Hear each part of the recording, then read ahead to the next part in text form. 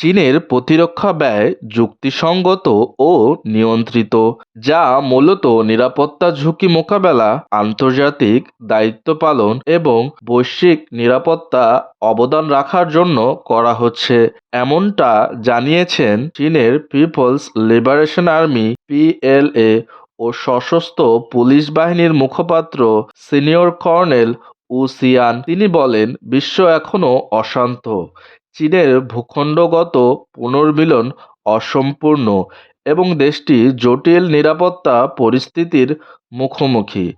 2025 সালে চীনের প্রতিরক্ষা বাজেট 1.78 ট্রিলিয়ন ইউয়ান, $246 বিলিয়ন, যা আগের বছরের তুলনায় 7.2% বেশি। এটি যদি অনুমোদিত হয় তবে পরপর দশম বছর একক অঙ্কের প্রবৃদ্ধি বজায় থাকবে এ খাতে। অতিরিক্ত তহবিল, নতুন যুদ্ধ সক্ষমতা উন্নয়ন, গোয়েন্দা ও যৌথ আক্রমণ ব্যবস্থা জোরদার, সেনাবাহিনীর প্রশিক্ষণ ও শিক্ষা আধুনিকায়ন এবং প্রতিরক্ষা সংস্কারে ব্যবহার হবে এই অর্থ।